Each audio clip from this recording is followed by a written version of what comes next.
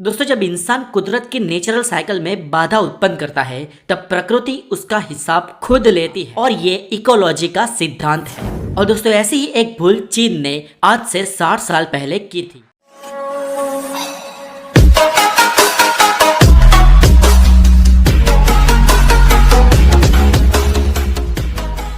बात है सन 1958 से भी पहले की, जब ब्रिटेन विश्व महासत्ता हुआ करता था और अमेरिका एक नई महाशक्ति के रूप में उभर रहा था।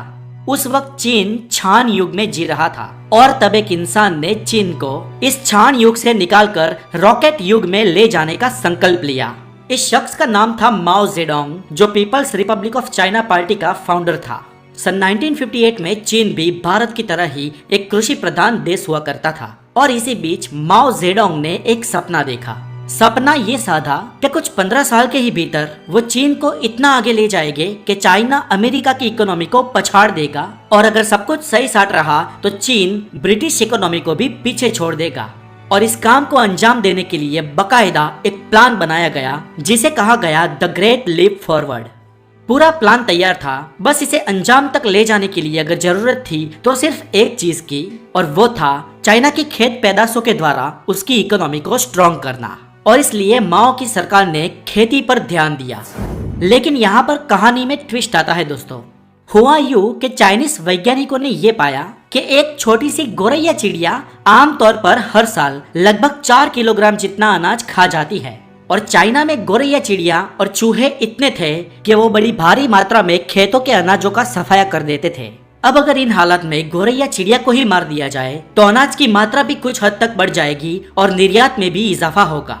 ये सोचकर चाइनीज गवर्नमेंट ने एक अभियान शुरू किया जिसका नाम दिया द ग्रेट स्पैरो कैंपेन। इस अभियान में बच्चे, बूढ़े, महिलाएं, पुरुष, यहाँ तक कि चीन की सेना भी शामिल थी। सबको कह दिया गया कि गोरैया चिड़िया को मारो और कुछ पैसे ले जाओ। गोरैया चिड़िया और चूहों की चाइना में कोई जरूरत नहीं है, उन्हें मारो और देश को बचाओ। और इस तरह इस अभियान को युद्ध के धोरण पे लागू किया गया। लोगों को ऐसा लगने लगा कि वो गोरैया को मारकर अच्छा काम कर रहे हैं। यहाँ तक कि सार्वजनिक जगहों पर गोरैया को मारने की ट्रेनिंग भी दी जाने लगी। लोग घंटों तक गोरैया चिड़िया के पीछे ढोल नगारे बजा के उसका पीछा करते और जब वो थक जाती, गिर जाती या कहीं पर बैठ जाती तो हो सके उतनी ज्यादा मात्रा में इस चिड़िया को मार दिया जाता। इतना ही नहीं, गोरैया को मारने के साथ उसके घोंसलों को भी नष्ट कर दिया गया, उनके अंडों को भी तोड़ दिया गया। और अभियान इतना जोरों शोरों से चलने लगा कि पहले ही दिन करीब 3 लाख से भी ज्यादा चिड़िया को खत्म कर दिया गया। जो जितनी ज्यादा गोरैया चिड़िया को मारता उसे उतना ही बड़ा इनाम दिया जाता था। स्कूल या कॉलेजेस में भी सबसे ज्यादा गोरैया को मारने वाले को मेडल्स मिलते थे। और दोस्तों, इसका परिणाम ये हुआ कि महज 2 साल के भीतर गोरैया चिड़िया चाइना से नामशेष हो गई। इंसान ने प्रकृति में बड़ा छेद कर दिया था। अब बारी थी प्रकृति के पलटवार की। और इकोलॉजी का सिद्धांत कहता है कि प्रकृति पलटवार जरूर करती है। दरअसल दोस्तों, बात यह है कि ये गोरैया चिड़िया ना सिर्फ धान के दाने और अनाज ही खाती थी, बल्कि ये कीड़े मकोड़े, कुछ कीटक और पतंगों को भी खाती थी और बहुत मात्रा में खाती थी। अब गोरैया चिड़िया का सफाया हो जाने की वजह से इस कीटकों की तादाद बेफाम बढ़ने लगी। चिड़िया तो इस कीटकों को बल्क के हिसाब से खाती थी, लेकिन अब वो नहीं रही तो ये भी बल्क के हिसाब से बढ़ने लगे और अब वो भारी मात्रा में धान और बीज को खाने लगे और अनाज की तादाद बढ़ने की जगह बहुत मात्रा में घटने लगी। तब जाकर 1960 में चीन को लगा कि हमने ये बहुत बड़ी भूल कर दी है और इस चिड़िया मारने वाले अभियान पर रोक लगा दी गई। लेकिन दोस्तों, अब बहुत देर हो चुकी थी। बिना गोरैया के तो सबसे ज्यादा टीडियों की संख्या बहुत मात्रा में बढ़ने लगी और ये झुंड के झुंड आते और खेतों की पूरी फसल को साफ करके चले जाते और कुछ ही समय बाद चीन अकाल की स्थिति में पहुंच गया।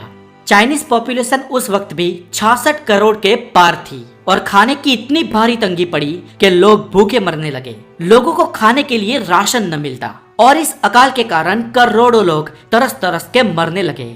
1958 से लेकर 1960 तक करीब 3 करोड़ से भी ज्यादा लोग मर गए और इसे पूरी दुनिया में द ग्रेट चाइनीज फैमिन के नाम से जाना जाता है। फिर बाद में देर से ही सही, लेकिन चाइना को अपनी गलती का एहसास हुआ और उसने रशिया से कुछ गोरैया चिड़िया को चाइना मंगवाया। दोस्तों, ये वास्तव में एक भयंकर इंसानों के द्वारा की गई गलती थी जिसने प्रकृति में हस्तक्षेप किया और प्रकृति ने उसका जवाब दिया। क्योंकि प्रकृति की हर एक वस्तु एक दूसरे में ओवरलैप है। हर एक जीव, हर एक चीज एक दूसरे पे कम या ज्यादा मात्रा में ही सही, लेकिन जुड़ी हुई है, बुनी हुई है। और अगर किसी तरह प्रकृति में हस्तक्षेप होता है तो प्रकृति अपना हिसाब खुद लेती है और इसे कहते हैं इकोलॉजी का प्रत्याघात।